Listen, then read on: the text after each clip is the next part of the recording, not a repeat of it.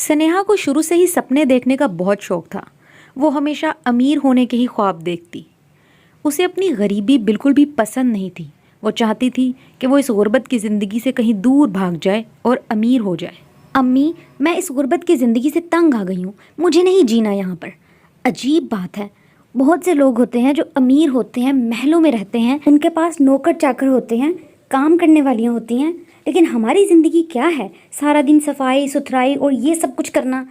मैंने ये सब ख्वाब तो नहीं देखे थे अपनी ज़िंदगी के लिए। अम्मी, काश कोई मौजज़ा हो जाए और मैं एक दिन में ही अमीर हो जाऊं।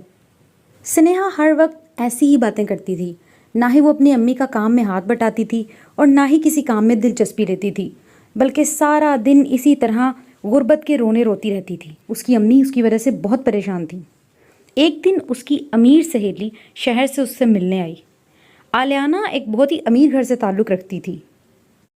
आलियाना, कितनी खुशी की बात है, तुम कितने अरसे बाद आई हो। मैंने तुम्हें बहुत याद किया। पता है, आखिरी दफ़ा तुम्हें तब देखा था जब तुम्हारे अब्बू तुम्हारा स्कूल बदलवा कर ले गए थे। उसके बाद तो तुम कभी वापस नहीं आई।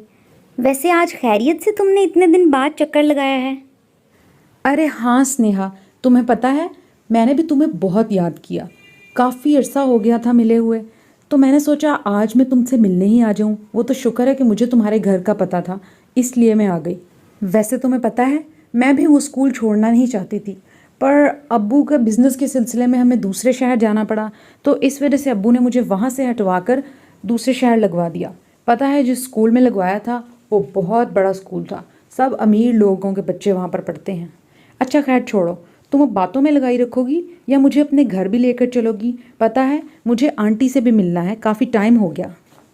अरे हाँ हाँ, क्यों नहीं, चलो तुम घर चलते हैं। अम्मी भी तुमसे मिलकर बहुत खुश होंगी। फिर वो दोनों घर की तरफ चल पड़ती हैं। अम्मी, ये देखिए हमसे मिलने कौन आया है। मेरी अमीर सहेली आलियाना।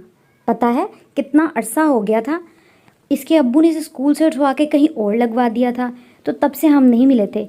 आज ये आपसे और मुझसे मिलने आई है।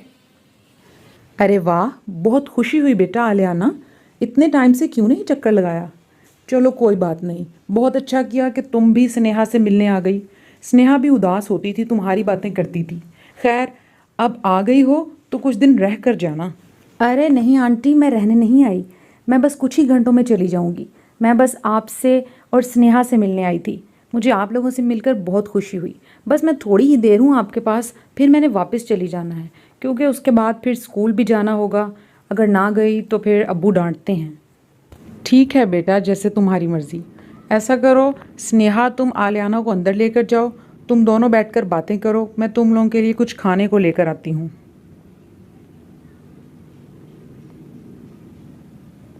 आलियाना, ऐसा करो तुम यहाँ चेयर पर आराम से बैठो, मैं थोड़ी देर में वापस आती हूँ। अम्मी, देखा आपने, आलियाना कितनी खुशकिस्मत है और कितनी अमीर भी। उनके घर नौकर चाकर भी हैं, बड़े स्कूल में पढ़ती है, फिर बड़े कॉलेज में पढ़ेगी। और उसके कपड़े देखे आपने, उसके कपड़े, जूते, उसका हेयर स्टाइल।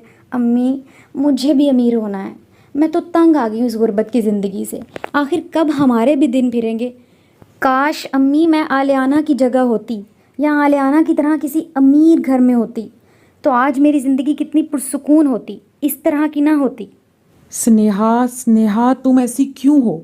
तुम्हें आखिर कब समझ आएगी? मैं तुम्हें समझा समझा कर थक गई हूँ कि नाशुक्री नहीं करते, हर हाल में अल्लाह का शुक्र अदा करते हैं। हम लाखों करोड़ों से बेहतर ज़िंदगी गुजार रहे हैं, लेकिन तुमने जब से होश संभाला है तब से आज तक शिकवे के अलावा कुछ नहीं किया। इस तरह हमारा रब नाराज़ होता है, जो जिसके हक में बेहतर होता है वो उसे वही अता करता है।